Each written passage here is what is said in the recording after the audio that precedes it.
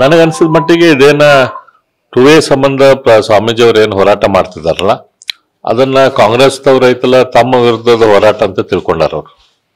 ಅದು ಅವ್ರ ವಿರುದ್ಧದ ಹೋರಾಟ ಅಲ್ಲ, ಅದು ಅವ್ರು ಭಾರತೀಯ ಜನತಾ ಪಕ್ಷ ಇದ್ದಾಗೂ ಕೂಡ ಟು ವೇ ಸಂಬಂಧ ಸ್ವಾಮೀಜಿ ಅವರು ಹೋರಾಟ ಮಾಡಿದ್ರು. ಕೂಡಲ ಸಂಗಮದಿಂದ ಬೆಂಗಳೂರು ತನಕ ಪಾದಯಾತ್ರೆ ಮಾಡಿದ್ರು, ಬೆಂಗಳೂರಲ್ಲಿ ದೊಡ್ಡ ಸಮಾವೇಶ ಮಾಡಿದ್ರು, ಅದಾದ್ಮೇಲೆ ಸುವರ್ಣಸೌಧದ ಮುಂದೆ ಸಮಾವೇಶ ಮಾಡಿದ್ರು.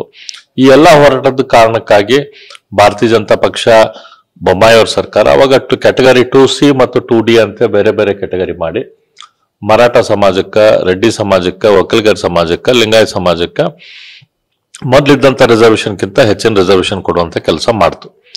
ಅದನ್ನ ಇಂಪ್ಲಿಮೆಂಟ್ ಮಾಡಬೇಕಾದಂತ ಕಾಂಗ್ರೆಸ್ ಸರ್ಕಾರ ಇಂಪ್ಲಿಮೆಂಟ್ ಮಾಡಲಿಲ್ಲ ಮುಂದೆ ಬಂದಂಥದ್ದು. ಹಂಗಾಗಿ ಅದರ ಸಂಬಂಧ ಮತ್ತೆ ಸುವರ್ಣಸೌಧದ ಮುಂದೆ ಹೋರಾಟ ಆಯ್ತು. ಮೊದಲು ನಮ್ಮ ಸರ್ಕಾರ ಇದ್ದಾಗ ನಾವು ಅವಾಗ ಇದು ಬೇಕು ಅಂತ ಹೋರಾಟದ ಮಾಡ್ತಿದ್ವಿ. ಅವಾಗ ನಮ್ಮ ಜೊತೆ ಇದ್ದಂತ ಕಾಂಗ್ರೆಸ್ ಮುಖಂಡರು ಮತ್ತೆ ಮುಂದೆ ನಮ್ಮ ಜೊತೆ ಬರಲಿಲ್ಲ.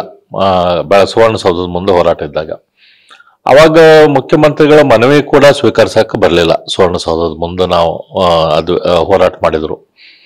ಸ್ವಾಮೀಜಿ ಅವ್ರು ಏನಂದ್ರು, ಮುಖ್ಯಮಂತ್ರಿಗಳ ಬರ್ಲಿಕ್ಕೆ ಏನಾಯ್ತು, ನಾವ ಮುಖ್ಯಮಂತ್ರಿಗಳಿಗೆ ಹೋಗಿ ವಿನಂತಿ ಮಾಡೋಣ ಅಂತ ಹೇಳಿ ಹೊಡೆದಾಗ ಮುಖ್ಯಮಂತ್ರಿಗಳಿಗೆ ಹೊಡೆದರು. ಇದು ಮುಖ್ಯಮಂತ್ರಿಗಳು ಕಾಂಗ್ರೆಸ್ ಸರ್ಕಾರದವರು ನಮ್ಮ ಮೇಲೆ ಲಾಠಿಚಾರ್ಜ್ ಮಾಡಿಸಿದ್ರು. ಈಗ ಅವ್ರಿಗೆ ಕಾಂಗ್ರೆಸ್ದವ್ರಿಗೆ ಏನ್ ಅನ್ಸಾತಿತ್ತಂದ್ರೆ ಈ ಹೋರಾಟ ಬೇಕಂತಂದ್ರೆ ಸ್ವಾಮೀಜಿ ಅವರಿಗೆ ಹತ್ತಬೇಕು ಅಂತ ಅವ್ರ ತಲೆಯಾಗಿ ವಿಚಾರ ಇದ್ದಂಗೆ ಐತೆ. ಪರ್ಯಾಯ ಸ್ವಾಮೀಜಿ ತರ್ಲಿಕ್ಕೆ ಹೊಂಟಿದಾರ ಈ ಸಮಯದಲ್ಲಿ. ಪರ್ಯಾಯ ಸ್ವಾಮೀಜಿ ತಂದ್ರದು ಏನ್ ಫರಕ್ ಆಗೋದಿಲ್ರಿ. ಯಾಕಂದ್ರೆ ಈ ಸ್ವಾಮೀಜಿ ಅವ್ರ ಐತಲ್ಲ ಜನರ ಮನಸ್ಸು ಗೆದ್ದಿರೋದು ಅವ್ರ ಹೋರಾಟದಿಂದ ಅಥವಾ ಅವ್ರಿಗೆ ಜನರ ಬಗ್ಗೆ ಇರುವಂತ ಕಾಳಜಿಯಿಂದ. ನಾವು ಸ್ವಾಮೀಜಿ ಅವ್ರಿಗೆ ನಾವು ಸಲಹೆ ಕೊಡುವಷ್ಟು ನಾವು ದೊಡ್ಡವರಲ್ಲ. ನಾವು ಎಲ್ಲಾರು ಕುತ್ಕೊಂಡು ಈಗ ಮಾತಾಡ್ತೇವೆ. ಸ್ವಾಮೀಜಿ ಅವ್ರದ್ದು ಏನು ವಿಚಾರ ಐತಿ ಅದಕ್ಕೆ ಪೂರಕವಾಗಿ ನಾವೆಲ್ಲ ಕೆಲಸ ಮಾಡ್ತೇವೆ.